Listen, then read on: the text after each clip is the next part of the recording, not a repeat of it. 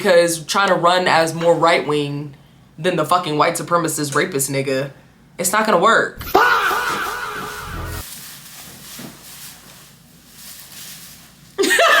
What's up, family? Welcome back to another episode of Look at the Material podcast. I'm your host, BK, and today, child, we are wading into some murky ass waters, to be honest. Like, I don't know why I'm doing this to myself. Today, we're gonna be talking about the 2024 presidential election and the failed Harris campaign. I know. I just felt like I made a video last year. That video has since been unlisted because I feel like it didn't have enough nuance. And now that we're able to look at the election and the campaign a year later, I have some thoughts. Now, if y'all were able to catch that first video before it was privated, you will know that I took a drink, a sip, a shot every time I said the word Kamala. So today, we have more party favors. Since this outline is 11 pages long, I will not only be reading from it, but I will be getting progressively more crossfaded as the video goes on. Because I'm already torturing myself by talking about this shit. Why not have a little fun? And speaking of fun, you see I'm donning my tinsel, my silver and gold tinsel in solidarity with the new year. And speaking of the new year, this video is kind of getting a monkey off my back. Like, I'm able to like vomit and give my opinions and have little to no nuance sometimes. I know that Kamala has stands like K-Hive or whatever, but I hope that my narrative and my perspective and my opinion can have enough like meat on the bone for you to chew and not just like shoot at me because I'm coming for your fave that just so happens to be a genocidal war criminal. But we'll get to that, I guess. So without further ado, let's look at the material, child. But first, feel free to grab your own adult beverage too. Join the party. Let's bring in the new year right. Shall we? Okay, so I want to start this video off by saying I voted for Kamala last year and all the way down my ballot in the November 2024 election. I also understand that Kamala Harris is inherently subject to misogynoir and extra scrutiny as a result of her gender and race. And while I understand that this is true, I believe my following critiques will still hold. Next disclaimer. Remember, we are a vibes-based, voter-suppressed, low literacy rate country. Your campaign strategy has to account for that, especially in a post-truth, Trump-style era of politics. Lastly, I'm doing this video because I have always wanted to explore and flesh out topics like the left-liberal divide that we saw after the 2024 election, the 2024 election and where the Democrats went wrong and why I still consider myself a leftist, among other themes. And I figured since the DNC won't release the 2024 autopsy as to why they lost, I think this is the perfect vehicle to flesh out these ideas. To start, I want to go back to when Kamala ran for president the first time because people forget that she ran twice. I personally knew her from those compilation videos of her chewing out Brett Kavanaugh. Are you saying that with all that you remember, you have an impeccable memory? You've been speaking for almost 8 hours, I think more, with this committee about all sorts of things you remember. Yeah. How can you not remember whether or not you had a conversation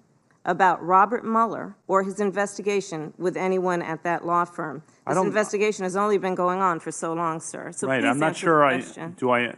I'm just trying to think. Do I know anyone who works at that firm? I might know. Have you had? That's not my question. My question is, have you had a conversation with anyone at that firm about that investigation? It's a really specific question. I would like to know the person you're thinking of, because what if there's? I think you're thinking of someone and you don't want to tell us.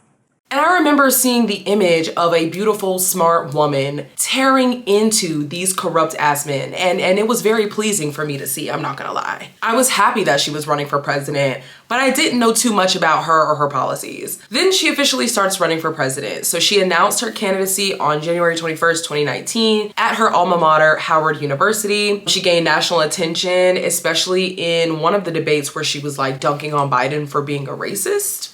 but we'll get to that. And then she had to withdraw her like bid or whatever, despite that initial momentum that she had, because her campaign faced challenges with like popularity, with momentum, with funding. And like, I generally liked her, but I was more of a Bernie bro. I had been a Bernie bro since 2016. And I also liked Elizabeth Warren because of their progressive policies. I liked Kamala more when she started to move more to the left on healthcare. That was the area where everybody was talking about Medicare for all, because Bernie was talking about Medicare for all and Bernie had the juice, but that's neither here nor there. And I loved her haymaker monologue against Joe Biden and his segregationist past. If you remember, Joe Biden was anti-busing, which impacted students like Kamala. It was hurtful to hear you talk about the reputations of two United States senators who built their reputations and career on the segregation of race in this country. And it was not only that, but you also worked with them to oppose busing. And, you know, there was a little girl in California who was part of the second class to integrate her public schools. And she was bused to school every day. And that little girl was me. He also co-authored the largest crime bill in American history when he was a senator, and he was responsible for the proliferation of mass incarceration of Black and brown people. Joe Biden is a self-described Zionist and former segregationist. Like, yes, Obama rehabbed his image, but this man should have never been picked to be like the Democratic nominee.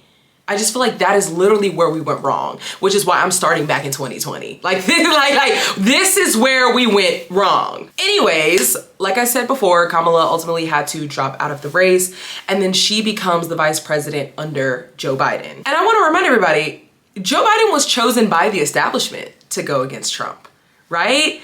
Like, basically everybody admitted that they got the little call, was like, hey, drop out, it's gonna be Joe. We'll give you a good cabinet seat if you drop out. I think this really lost a lot of trust in the Democratic Party from like the voter base and the general public. And that's something that like, I feel like is really taken for granted. I think that not only was that move undemocratic, it was one of like the key mishaps made by the Dems that led to a Trump 2024 presidency. Let's be honest. They literally lost to this man twice. And it was by and large because people did not have like the faith in you to stand for anything or to change anything. So anyway, Biden says he wanted a Black woman to be his VP. And so he chose the woman who effectively called him a racist on national television to do that. And something that I want to note is that Democrats overestimated the chokehold they had on the electorate in 2020.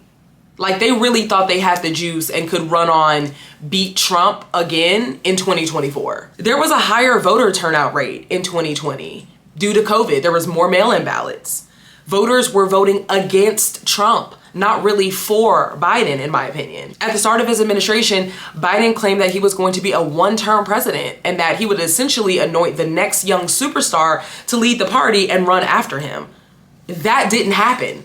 But we'll get to that. My point is, there was such a shitstorm going on that I think the party made overestimations as to how good they were actually doing with voters. And in reality, they were putting their head in the sand about the polling and really lost the trust of not only just like people that were within like the voter base in their party, but like just the general public. This is already stressing me out. They make me so fucking mad, bro. Okay, so fast forward into the Biden administration, October 7th happens, and Joe Biden's popularity tanks as people watch a genocide live streamed from their phones, paid for by their tax dollars. Very fucked up situation. Apparently aides and staffers were hiding poll numbers from him. And I don't know what the they were putting in the water at the White House, but these staffers were on some different timing. This next piece of information is, of course, something we already knew, but this comes from page 29. Quote, I'd become concerned that data was being filtered to manage Joe's mood and lift his spirits. I need straight talk. We have many pollsters. Are they all in agreement on what's being presented at these meetings? She's suspecting that Joe Biden's team was filtering data in order to make this guy's mood better and not actually tell him what was going on in the campaign, which was a suspicion that we had suspected for a while now, especially after he dropped out. And here all but confirmed. And allegedly Jill and Hunter Biden, his wife and his son,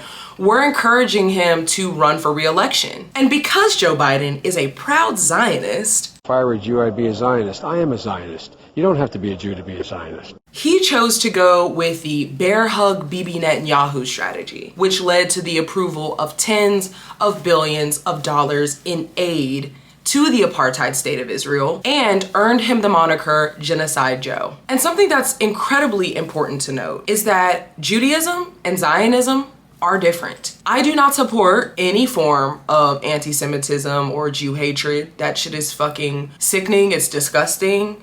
And there is, unfortunately, a rise in anti-Semitism, in part because, well, first and foremost, because neo-Nazis still exist. Those are the first and foremost, like, anti-Semites, let's be honest. But in part, we've seen this spike because the state of Israel has said, if you criticize us, you criticize Jews. They put the Star of David on the atrocities that they commit. And so people, the average person, is going to start associating the genocide with Jewish people and be like, this is what Jewish people do. And so this is how they get into the conspiratorial thinking.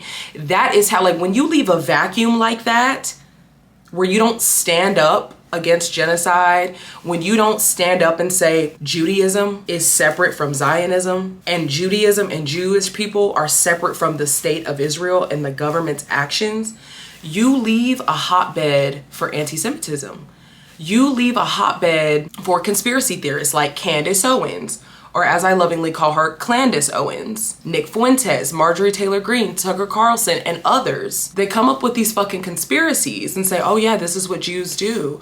Organized Jewry. And it's like, people will agree with them because they're saying, I'm against Israel and I'm against the genocide and oh, these poor Palestinian people. And it's like, well, I support that message. Like, I'm against Israel, right? But then they take it a step further and say, see, this is what them Jews be doing. And that's how they do the anti-Semitism. That is different from being against Zionism as a religious political movement or the state of Israel as a genocidal apartheid state. We don't have to get conspiratorial and anti-Semitic to criticize Israel. And that distinction needs to be made because these right-wing grifters are coming through and they're filling that space that the Democrats left. Because they stood up for genocide. They stood up for Israel. They were 10 toes down. They bear hugged Bibi. When Democrats didn't stand up for the right thing, they left a vacuum for people who are on the surface anti-Israel, but are right-wing grifters that are trying to like invade our churches and our schools and our organs of government with like this Christian nationalist fascist ideology. That's how they're doing it. The anti-Israel thing is like a Trojan horse for them to, you know, get that message in, get that anti-Semitism in, get that conspiracy stuff in. Like Candace Owens says, Israel killed Charlie, like, and is mocking Jewish culture and songs, and that stuff is normalized. She's like one of the most popular creators. She's raking in God knows how much fucking money, spreading illogical, nonsensical conspiracy theories. And because she presents well and she's highly intelligent and she can speak well, people believe her and they say, I can't believe I'm agreeing with Candace Owens. Girl, a broken clock is right twice a day. Isn't that how the saying goes? The bitch babbles nonsense all day and is straight up just like an anti-Semite.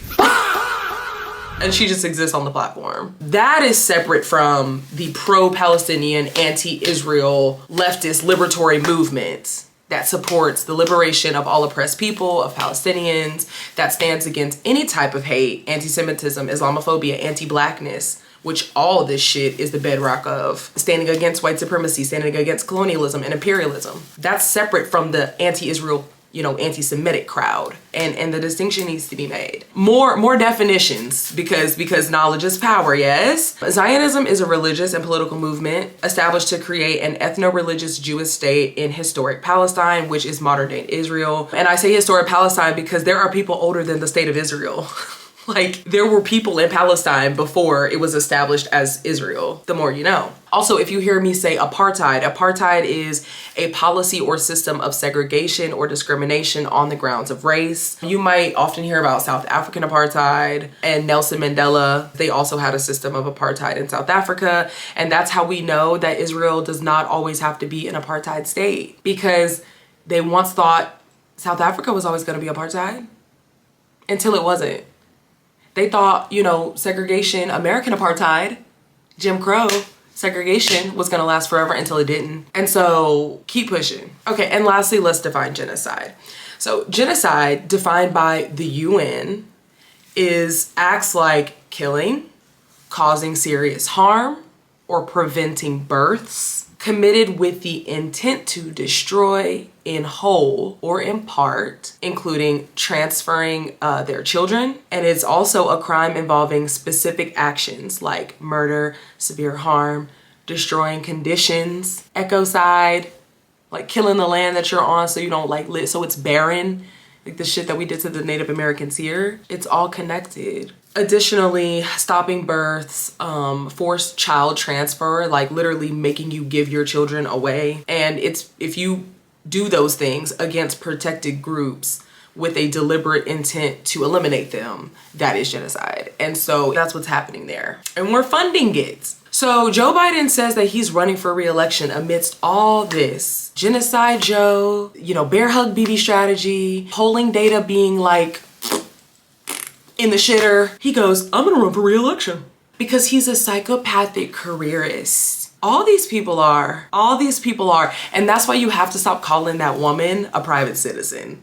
Because I guarantee she's running in 2028. And if not, she will always be former Vice President Kamala Harris. Like, this woman was elected to one of the highest offices.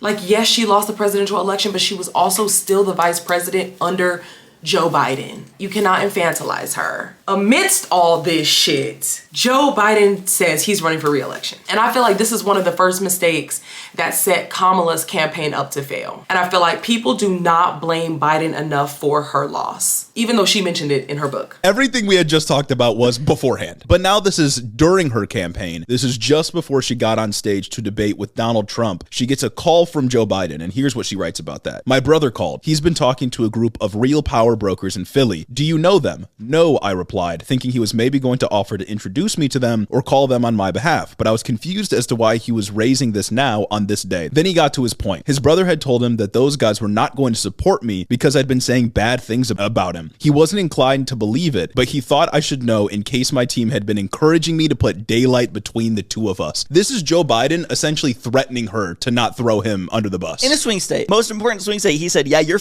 buddy. It was not online leftists, nor was it pro-Palestinian protests that lost her the election.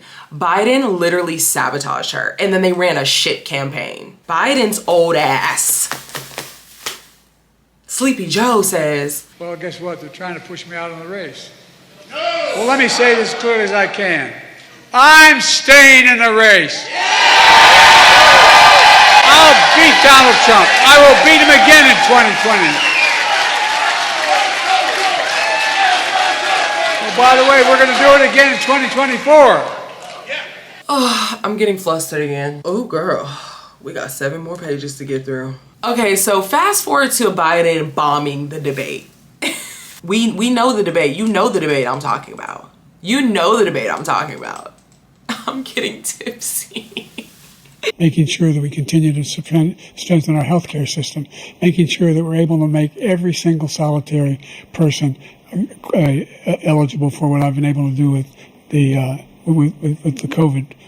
With dealing with everything we have to do with.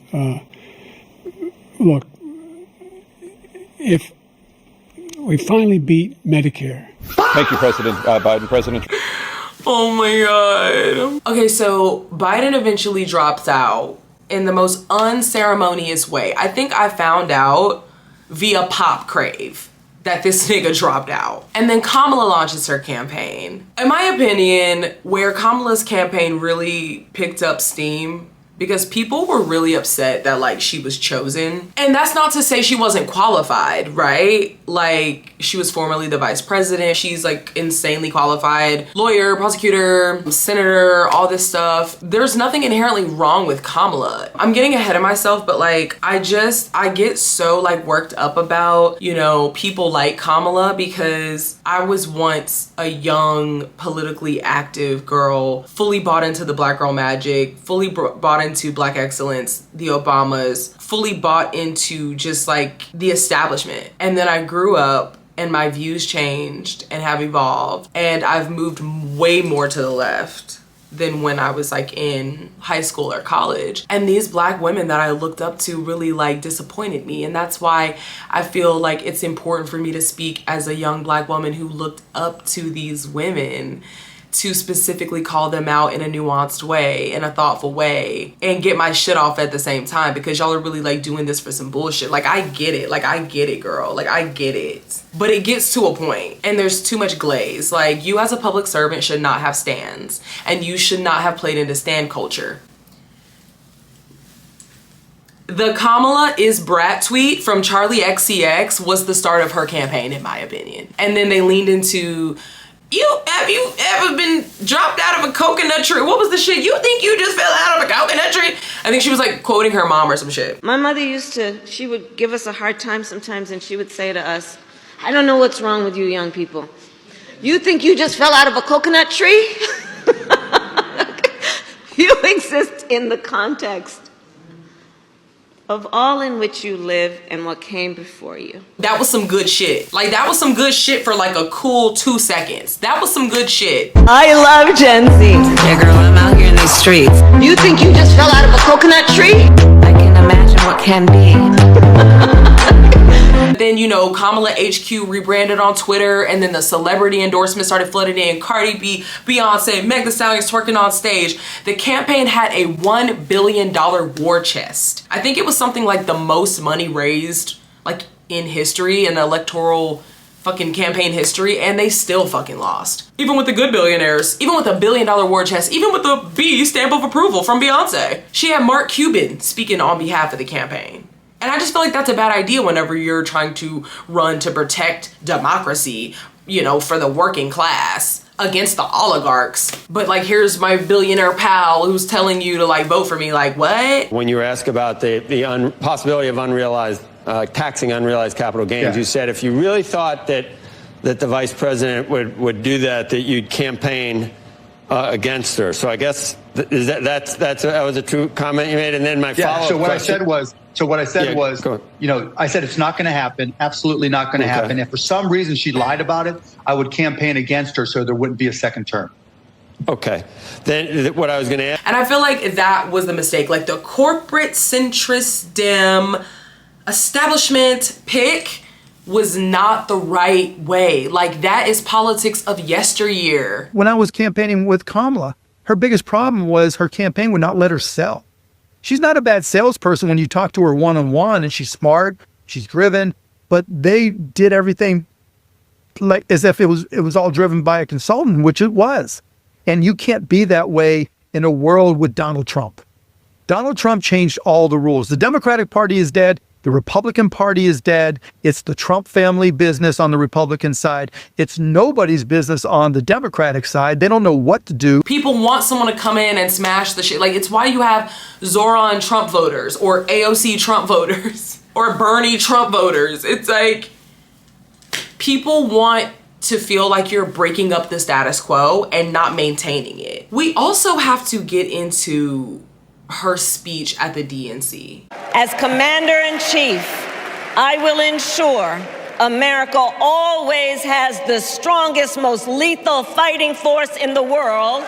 That was the most right-wing coded speech. And people say, oh, you need to moderate, because they already viewed her as like a socialist because she's a Black woman from California. Well, okay, if they already view you as a fucking socialist, either lean into the socialist shit and be like, healthcare for everybody, housing for everybody, like run a Bernie style campaign. Either lean into it if they're already gonna see you as that, or don't fucking run. I don't know, because trying to run as more right wing than the fucking white supremacist rapist nigga, it's not gonna work. Like, it's just, it would never work. Like, the most lethal military, and you got DHS agents on the stage, Liz Cheney's ass, country over party, targeting the wives of former MAGA or wives of MAGA and secretly voting yes. Like, it was bad, y'all. But I also bring up the DNC to mention that the Harris campaign's refusal to have Representative Romman speak at the convention was a mistake. Mind you, Representative Romman had a verified, vetted speech and was ready to go. She's also now running for governor of Georgia next election cycle. So it's like, you know, you could have like featured up and coming star in the party and also been on the right side of Palestine and had like representation, or at least, you know, aesthetic representation to say, hey, we stand with you guys. And we sympathize, but you couldn't even give an inch. Like, her speech was so tame. I'm gonna put a link to her speech in the description. Y'all, please read it. It was a conciliatory, unifying speech that at the end said we must all unify together to be against Trump, to beat Trump. But to do that, we have to stand on the principles we say we stand on. As Ta-Nehisi Coates says, you expect Democrats to stand up for democracy when they won't even stand against genocide? Like, they couldn't even make the right decision when we were watching what we were watching on our phones. What makes you think they're gonna stand up for democracy? And there they go, doing the closed door shit, handpicking this, handpicking that, not letting the primary process happen. Like, doing all this undemocratic shit. It's fucked up. And it's a betrayal to the constituents. It just is. She refused to break from Biden on anything substantial. This infamous clip of her on The View, she was asked, what will you do differently than Biden? And the implication in that question is, this nigga Biden sucks and he's unpopular. So like, what are you gonna do different than him? That was the question. And she says, would you have done something differently than President Biden during the past 4 years? There is not a thing that comes to mind in terms of, and I've been a part of most of the decisions that have had impact. I plan on having a Republican in my cabinet. You asked me, I got a list. Yes, right. You asked me what's the difference between Joe Biden and me. Well, that will be one of the differences. I'm going to have a Republican in my cabinet. I'm scared. Do you think Republicans for a fucking second feel like they gotta embrace the left and invite us into their cabinets and cozy up? And what are we lost the plot. The plot was lost. And let me be clear, I'm a leftist. So naturally, one of my biggest critiques and what I view to be one of the more important critiques of Kamala Harris and the Harris campaign. I'm about to dive into some law, but let's just stay with the high level overview. From a moral standpoint, you failed because you did not call out the war crimes of Israel as it was happening. The genocide started under Biden. Like, we know has the oppression of Palestinian people in historic Palestine has been going on for well over 70 years, 75 years. We know that. But the escalation in violence started October 7th, 2023, really like October 8th, 2023, like the retaliatory attack from Israel, because we knew it was going to be outsized, like something that was just going to wipe people out and mow the lawn, as they say, right? So you failed them morally because you have to be like pushed into saying something about a ceasefire at some point after being like, I'm speaking to the protesters that were like, hey, like my family's getting bombed. Can you like speak out against it? You treated them as though they were a nuisance. You know what? If you want Donald Trump to win, then say that. Otherwise, I'm speaking. So you failed morally, and you failed in showing the youth and the generations after you that like you can stand for something, even if it's unpopular, even if it may, you know, because look, you still fucking lost. So at least you could have lost with your fucking dignity and on the right side of fucking history. You failed morally, but also electorally. From a political strategy standpoint, from a cynical standpoint, you failed to see the writing on the wall. You failed to see, as Hassan Piker says, it was fuck Israel o'clock. You failed to see that the Overton window was gonna shift, that the tide was gonna shift on Israel. You failed. So you morally failed, and then you fucking politically failed. It was just a fucking failure. Let's get into the nitty gritty. Because like I said, as a leftist, this is going to be my biggest critique of you. This is my biggest charge type shit. Kamala didn't call out the war crimes of Israel due to her connections with AIPAC and the Zionist state. And again, even if you are the most cynical, bloodless ghoul and do not care about Palestinians or think the genocide has nothing to do with your everyday life, plain and simple, the prosecutor in this race broke the law and turned a blind eye to war crimes. That's really where I have to tug your silk press. The prosecutor, the highly intelligent woman who knows the law. You know the law, you broke it, and then you refuse to call out other war crimes that the United States government was complicit in. That's your legacy. But she was going on and on and on and on and on about prosecuting transnational gangs. Okay, girl. You wanted us to believe you were going to be tough on crime and tough on immigration. You were going to be a serious president because you were a prosecutor that was going to prosecute transnational gangs. But you couldn't even call out the goddamn fucking war criminal, Benjamin Netanyahu himself? Yo, chain fake, bitch. And to speak about the law, more specifically, the Leahy law, this law refers to 2 statutory provisions prohibiting the U.S. government from using funds for assistance to units of foreign security forces where there is credible information implicating that unit in the commission of gross violations of human rights. Basically, it's a provision that says U.S. government cannot give assistance to units who are committing gross violations of human rights. One statutory provision applies to the State Department and the other applies to the Department of Defense. The State Department Leahy law was made permanent under Section 62M of the Foreign Assistance Act of 1961. And to expand on what gross violations of human rights are, the U.S. government considers torture, extrajudicial killing, enforced disappearance, and RAPE under color of law as gross violations of human rights, or GVHRs. When implementing the Leahy law, incidents are examined on a fact-specific basis. Additionally, the DoD, Department of Defense Leahy law, is similar to the state Leahy law. Since 1999, Congress included the DoD Leahy law in its Annual Appropriations Act. The DoD Leahy law is now permanent in Section 362 of Title 10 of the U.S. Code.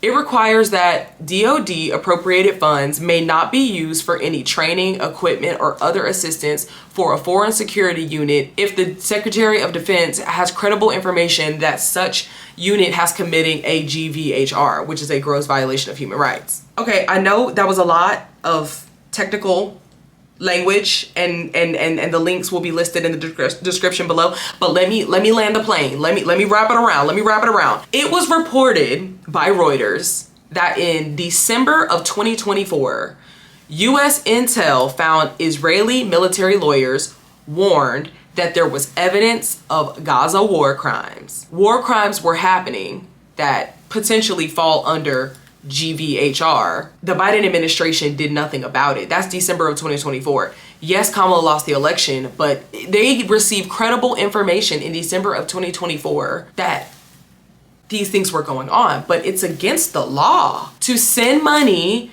to a state that's committing these types of crimes. Plain and simple, we sent money to the niggas doing the crimes. We gave them the means to do it. And nobody, not the Biden administration, not the Harris campaign, not Harris under the Biden administration, dropped out Biden after he wasn't running, not dropped out Kamala after she lost. Nobody spoke up. Nobody said nothing. Nobody said we should probably enforce these laws because we now have intel that they have been committing these crimes. Like, the Harris campaign unironically could have leaned into the whole prosecutor thing, not as a way to talk about prosecuting transnational gangs. Like, you could have been like, I'ma whip Israel into shape. We will not send a blank check from the get-go. And that didn't happen. And that's unfortunate. Oh, child. I know I'm covering such serious topics in such festive gear and with such party favors, but this shit does mean a lot to me. And for context, my major was political science in college. I would be talking about this shit at the function regardless. You know what I mean? To be honest, I just press record. Like, this is what I be doing in real life type shit. You know what I'm saying? Like, this type of stuff interests me, like elections and politics and organizing movements and strategy and like all these things and sociology and anthropology and culture and all these things, you know. So yes, I'm like imbibing. Is that the term? I think imbibing is the term. Yes, I'm imbibing. Yes, I am very festive in solidarity with the new year, but this is real shit. Like, I'm really like on my soapbox TM right now. You know what I'm saying? And I appreciate you for sticking around and just like hearing me yap. I really do. I really appreciate each and every one of y'all. Okay. I am getting kind of cross though. So my overall critique, if I were to kind of like distill it a little bit, Kamala Harris was a forgettable candidate with little to no political instincts. She was too establishment coded for the Trump era. She was indecipherable on major policy decisions, like backtracking on fracking, backtracking on immigration. All in all, in my humble Southern opinion, Kamala Harris was a practice squad, 7th-string quarterback who was called upon in the 9th hour to save a game where the home team was down by 30. It was never gonna be her. Okay, so next I'm gonna get more into like overall like critiques of Kamala that I was hearing like out in the internet and out in the real life, and kind of combining those together, as well as this left liberal divide that has always been there, of course, but I feel like really became volatile after the 2024 election. Let's get into it. So I want to start with the uncommitted movement because it's the perfect example of democracy, in my opinion. Uncommitted was a group of people in Michigan who wanted to use their votes as leverage to pressure Biden and subsequently Harris to stop selling arms to Israel, or else they would not endorse them. This movement absorbed other protest vote movements under the umbrella uncommitted. Like, I'm uncommitted to you because you haven't shown me anything that makes me want to vote for you.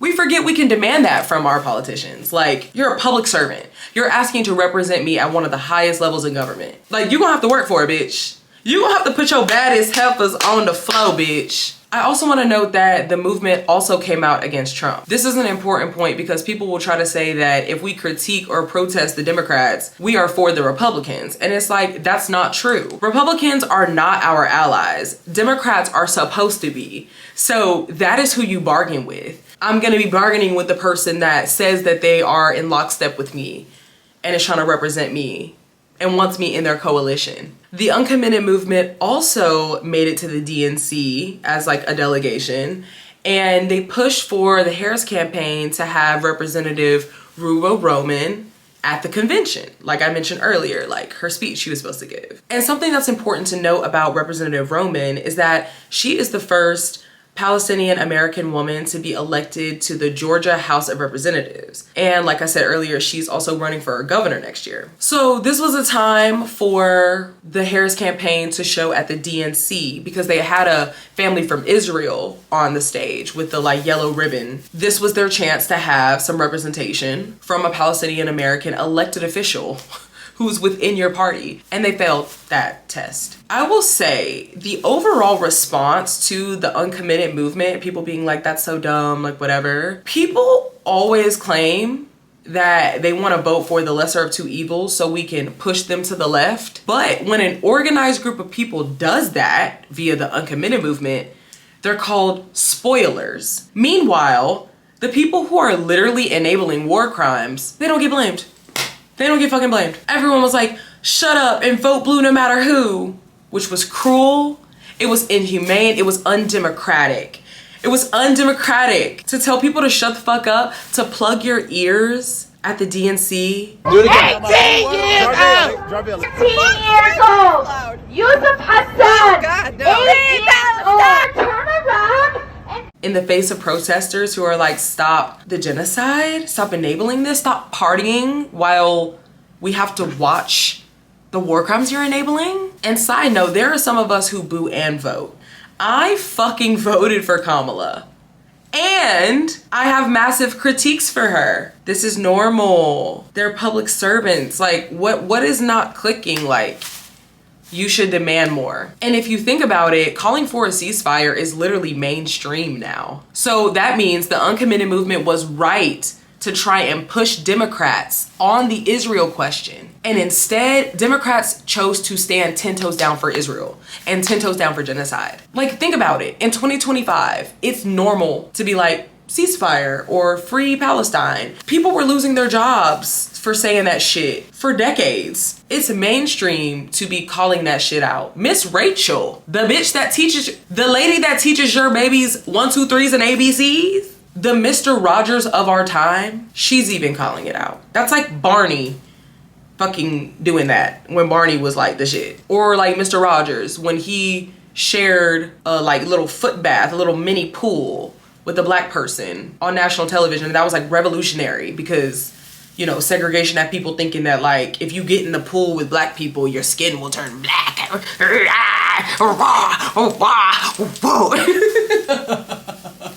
So like that's what's happening right now. And anyone oblivious to that is just like putting their head in the sand. And I think my broader issue here is people forgetting that these politicians are public servants. And when we say stop sending our tax dollars to pay for bombs to kill kids, they should stop.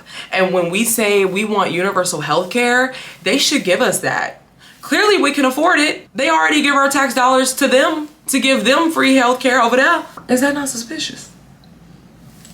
And not in the Clandis Owens conspiratorial type of way.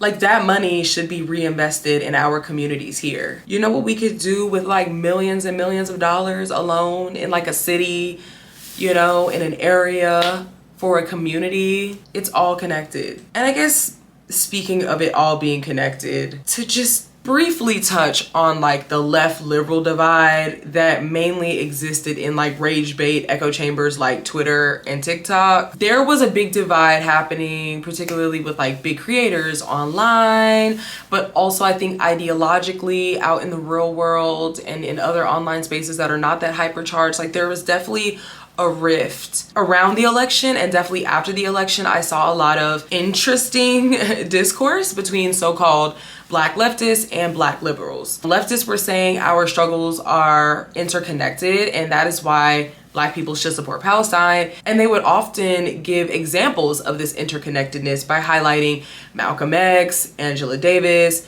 Nelson Mandela, and other figures that, quite frankly, black liberals love to quote to show that they too supported the Palestinian people in their liberation and like saw that it was interconnected. And liberals, from my view, my echo chamber, my algorithm, were saying we have to worry about black people here in the United States. And, you know, Kamala's gonna be better on Palestine than Trump, so like, shut the fuck up. I also largely saw them disagreeing with the protests and started calling leftists like fruit in their bio people, which is kind of disgusting if you think about it. Like, basically the Palestinian flag was banned in historic Palestine, and since the flag was banned, they used watermelon because it was the color of their flag. The black seeds was like the black, and then the red, and then the green. And so, you know, when you put like watermelons like as an emoji, sometimes it's to just kind of like as a way to say Palestine without getting censored online, because TikTok and even Instagram would sometimes suppress content if you like overtly, you know, talked about the genocide or Gaza or whatever. Like certain words would just kind of trigger kind of like lower engagement. So like to say fruit in their bio people as a way to like refer to, I don't know, like leftists or people that are like pro-Palestinian or people they viewed as like spoilers in the election. I don't know. I just thought it was nasty. And I also saw people saying that like they never stood in solidarity with us. And it's like, meanwhile, there, you know, are full-on murals of George Floyd, like, and Black Lives Matter signs in Palestine. Like, they understand the interconnectedness as well. I know they were also at one point sharing like protest tips on how to like survive a militarized police force like they have over there. We have it here as well. That presence is definitely here. And I think Overall, black leftists and black liberals agree on more than they disagree on, but there are real ideological disagreements that I think deserve to be fleshed out and not just fucking like barked at online and tearing creators down and all that bullshit. Like, it's just not fucking helpful. It doesn't make any sense. It is true that your tax dollars are going to give Israelis a better life, you know, through healthcare, through education, through other social safety net programs that we do not have here. With your fucking money. It is true that support for Israel is bipartisan, and so we have to pressure whoever is in power to stop supporting Israel. Despite the ideological divides between black leftists and liberals, we do have to understand the interconnectedness of our struggle with oppressed people all around the world and just being global citizens. It's not saying that has to be top of key for you specifically, but thinking as a global citizen, thinking globally about liberation and struggle. And ultimately, it does not detract from us to speak up for them, especially when the same shit is going down in different versions on both sides. Hence, the interconnectedness. Many such cases. All right, we gotta take a little break. We deserve a small break. Okay, so let's talk about Kamala losing and the bloody aftermath, because fuck Trump. Kamala loses the election, and to be blunt, it was a pretty run-of-the-mill establishment-style campaign featuring a less than effective political communicator who was difficult to define and dabbled in word salad too much. Again, this campaign was never going to work in the Trump era of politics. Democrats were playing by the rules instead of breaking them to save the country. Kamala's undying loyalty to Biden, coupled with Biden's sabotage and establishment malpractice, lost the election. They had an unwillingness to listen to voters on the ground, or to polling data for that matter. They had an unwillingness to disavow genocide and their corporate donors. And overall, the narrative is to blame the left, or the electorate, or another fucking boogeyman. But they have yet to take onus for this loss. Not in any real serious way. I mean, hell, they won't even release the fucking autopsy! And that basically leads us to the fuck around and find out politics, the 92% politics. You have voters saying, black women told you so, and leave Kamala alone, she's a private citizen, rather than thoughtfully critiquing the Biden administration and the Harris campaign for being out of touch and out of lockstep with the broader electorate. You have people saying, folks deserve to be deported and get sick and die based on who they were propagandized to vote for. There is a level of cruelty that is being spewed by Democrats and some parts of the voter base that truly needs to be addressed. It's this right-wing shift, honey. To the right, and it's not looking good. You have people using the 92% as a dog whistle to allude to the 92% of black women who voted for Kamala. As if any of us are immune to a Trump administration because of who we voted for, right? Hundreds of thousands of black women lost their jobs this year. And the professions that we notably go into, and the one I'm currently going into, he has effectively said it's not a professional degree anymore, limiting the amount of financial aid you can get to go to school. We can have conversations about how destructive the Trump administration is and has been for our people without this whole 92% we're separate, because chiefly not all of the 92% are in lockstep with you hoes. Like, not all 92% of black women who voted because they were just like so gung-ho for her. I was voting anti-Trump. And I'll never forget, after Trump won the election, there was this AI generated image of black women sitting on top of a burning city, watching it all crumble because that's not our fight and we voted the right way. I disagree with whatever form of politics that is. Hearing that from like the political establishment, like y'all told us y'all didn't want a female president, so fuck y'all, like, you know, told you so. What did y'all think was gonna happen? Like, especially coming from the political elite saying that, it's so disgusting, especially from the ones who can take ownership over their losses and the way they mishandled power. And just overall, in terms of the Democratic establishment, like, they were a part of bringing us to this moment. And to be frank, if they were real fighters and real public servants, they would fight for you regardless. Like, something that always stood out to me about Zoran's campaign is he would be like, I don't care if you voted for Trump, voted for me, didn't vote for me because you were just disaffected by the system. I'm gonna still fight for you. I'm gonna still be your mayor. I'm gonna still fight to like make sure you have like fast and free buses, universal childcare, and your rent frozen. You know what I mean? That is the spirit of a public servant and not a fucking like psychopathic careerist who only cares about like amassing more power. Like, fuck out of here with that. And just when I thought it couldn't get worse post-election, Kamala comes out with 107 Days, the book. After losing, she has the nerve to come out of hiding, sign to CAA, talent agency, and rack up some bands with a book and a book tour. I feel like having the nerve to show your face on a book tour and use like key cultural figures to like launder your image is just insidious. After you was just like the sitting vice president under a genocide. Like, you should have more shame. US politicians should have more shame. That's why you can't like infantilize or like baby girl or like auntie-ify Kamala. Like, get a grip. Get a grip, get a grip, get a grip, get a grip. And speaking of the book tour, I did see online that she had some protesters there and she was like, I'm not the president. Like, shut the fuck up. Shut the fuck up. I'm not president. I also saw online where somebody was like, where did these protests even come from? Like, were they organic? Were they organized? Who was behind them? Whatever. I don't know the details of that, but I just feel like when you did enable war crimes, you gotta just eat that. You gotta just eat the fact that people are gonna protest you and remind you what your legacy is. Like, if you were complicit in that, you should constantly be reminded of that. I don't give a fuck. Why not? We stigmatize average, everyday people who commit crimes and go to prison and shit. We stigmatize them and make them wear that shit on their jacket for life. Why can't we do the same for them? For these people with power? Okay. But there was a clip that kind of flew under the radar from the book tour, and it was Kamala Harris sitting with Angela Rye, and she said we could have done more on Gaza. Like, we had more levers of power we could pull. I actually write about the issue of what has been happening in Gaza in my book. And I will tell you, a lot of what this process has been for me has been about reflection. Look, we should have done more as an administration. We should have done more.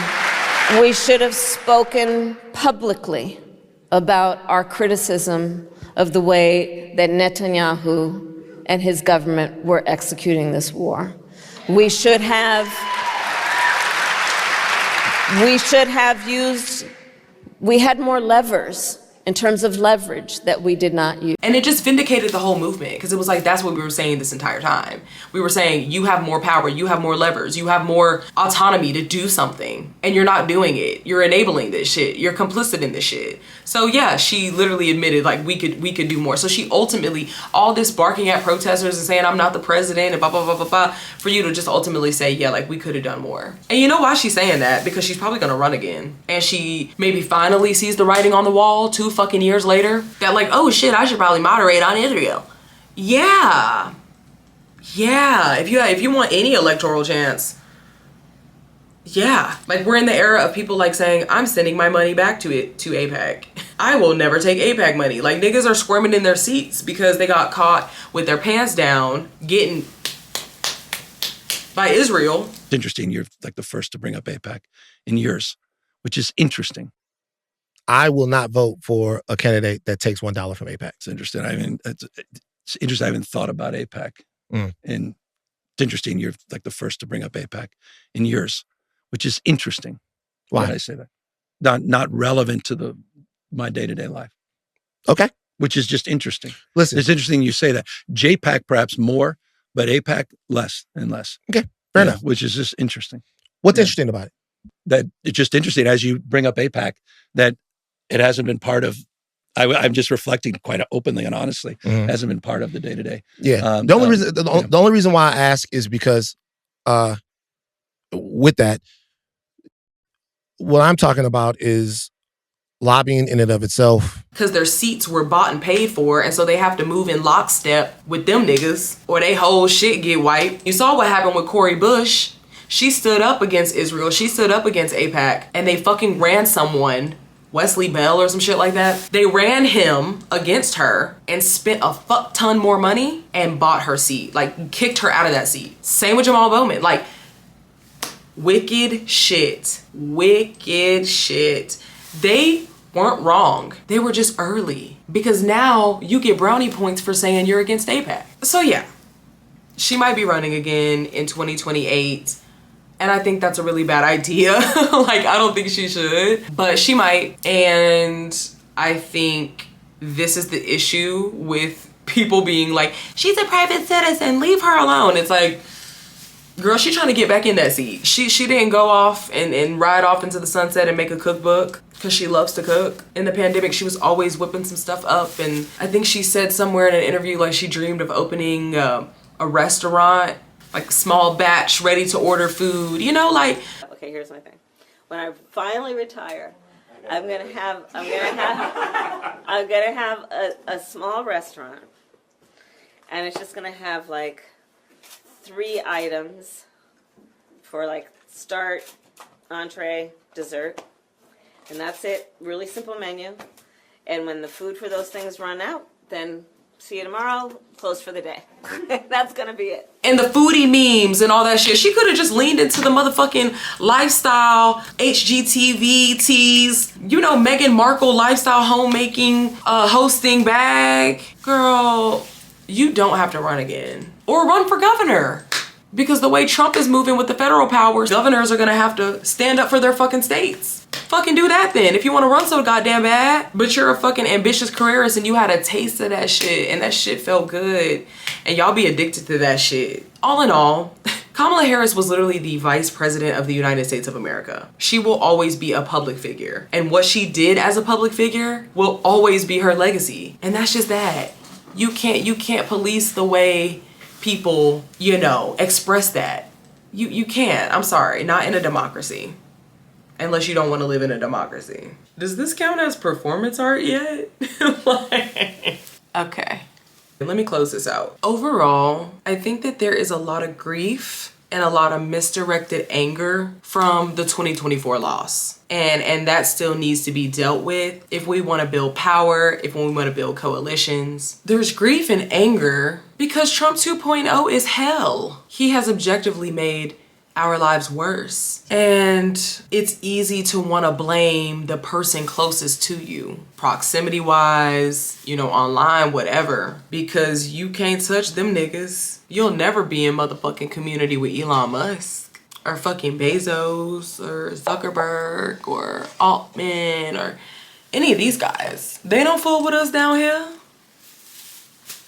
They know their class position. And it's time that working class people start understanding ours and being more in solidarity with one another. You can't just say, oh, the left lost us the election. Oh, the third party lost us. Nigga, that was electoral malpractice. What the Democratic Party did in Biden running for re-election after he said he was going to be a one-term president and anoint the next person coming after him. He never did. He never prepped someone to run and take his place that someone bought into or whatever. There were no prospects that were like being prepared for it because it was just supposed to be Joe Biden, and he fucking held on to it and ran for re-election. And Jill and Hunter were allegedly in the corner being like, yeah, dad, yeah, babe, keep running, keep going. Yeah, you look great. Your poll numbers are great. Oh, no, I'll go on The View for you. Oh, you asleep? Are you asleep? Are you asleep? You didn't hear me? Did you hear anything I said? Oh, okay. That's what they left you with. And you want to be like, oh, it was because of trans issues. Oh, it was because of the left and the pesky pro-Palestine movement. They made so much noise and they made her so unpopular and like, people didn't vote. Cut it out. Cut it the fuck out. And on that tip, stop infantilizing Black women who support genocide in 2025. Genocide is wrong, full stop. But even if you are the most cynical person who doesn't even care, it is electorally beneficial for you to be against Israel right now. Once again, it is fuck Israel o'clock. Again, Marjorie Taylor Greene and the fringe right are anti-Israel, but they're anti-Israel for the wrong reasons, and they're picking up steam in their movement as a result of that. And it's time for Democrats to take back the narrative, because they left a big ass motherfucking vacuum for Tucker Carlson, Candace Owens, Nick Fuentes, all them niggas to come in and like hijack that shit and push us more to the right. Again, black faces in high places won't save us. I do not support all black women, and folks need to stop ignoring progressive and left-wing women. Stop thinking that this neoliberal shit, this centrist shit, this corporate shit is the only way we can show up and present ourselves. Stop acting like that. Stop sleeping on the Summer Lees and the Ilhan Omars and the Cori Bushes. And I know she's running for office again. Go support her if you're in her area. I believe Missouri. Ayanna Pressley. And also people like Rashida Tlaib, who isn't a black woman, but she is a Palestinian American woman who has been staunchly against the genocide and against the erasure of her people and has kept her seat and stands with working class people. And so stop sleeping on black female leftists and black southern leftists and people that are more progressive than you and saying, well, black people don't care about that. We can dream bigger. We can think bigger. We can think beyond this shit. Yes, there's a role for working within the establishment, and electoral politics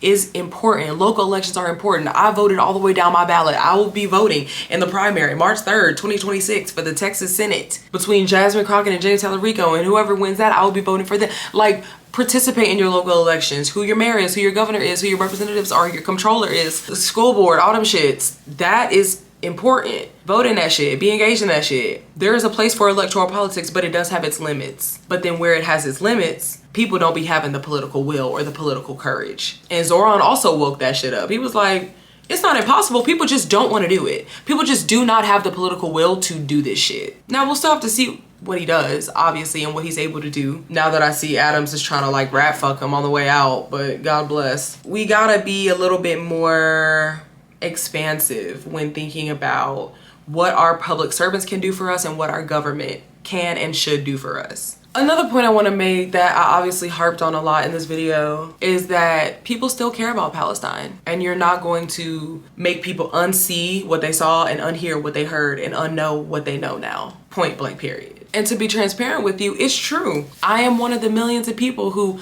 couldn't find Palestine on a map before October 7th, which is a phrase that's used to dismiss or discredit a person's support for Palestine. But I think it's a good thing to change your mind when you're presented with new information. And also, like, it's never too late to join a movement that's seeking to liberate oppressed people, because our oppression is interconnected. Through Gaza, I found out about the genocides in Sudan, like in Congo. I found out about Haiti.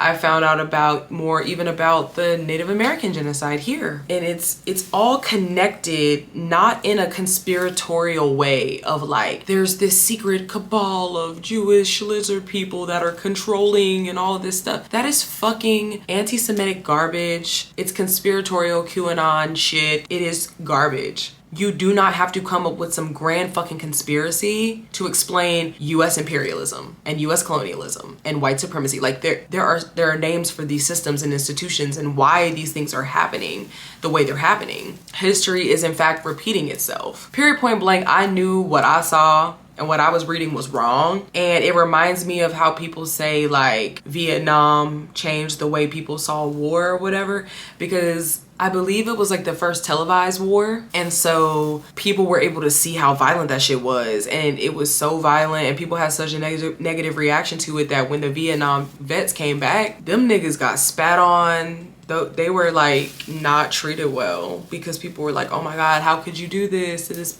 You know, this is kind of our Vietnam. And it's just like, wrong is wrong. There's been solidarity between Palestinian people and black people for decades. You know, this is just like Jim Crow, like South African apartheid. Like Palestinians are a lower citizenship under Israelis there, and like they're treated different and they can't go certain places. Like we have to zoom out, but we can also zoom the fuck in and see how your tax dollars that should be reinvested into you are being sent elsewhere. Lastly, I guess I'll just say, you know, I'm an advocate to boo and vote. Critique is good.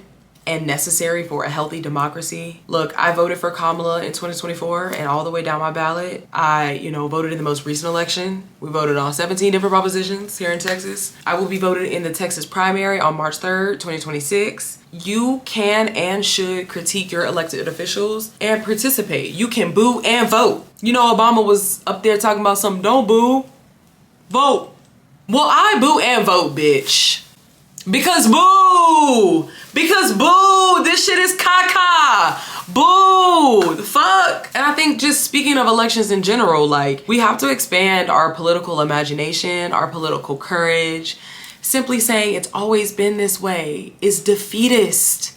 It's nihilistic. And we deserve to dream big and ask for more from ourselves, from our community, and especially from our political representatives, bro. Like, come on, man. And like, your voice matters. Think about it, like years ago, this level of support for Palestine was unheard of. If you talk to people who have like been in the movement for decades, they will tell you that like a shift happened and decades of propaganda and all this shit and money and all this shit was unraveling. And that is in part because the people spoke up. Like, keep pushing. Lastly, I want to say take a deeper dive into local community, local organizations, social functions. I'm a part of DSA North Texas. If you want to join your local DSA chapter, support your small businesses, be more charitable to each other, especially people close to you. Your enemy is not your neighbor or a fucking trans person or an immigrant, unless that immigrant is Elon Musk. And remember that public servants serve you and not the other way around. So let's all try to be kinder, safer, and smarter in 2026. Y'all be easy. Oh shit, fuck. Oh, we made it. Thank you so much for hanging on for this long. Make sure you like, hype, share, subscribe. I love you, and I'll see you in the next video. Bye.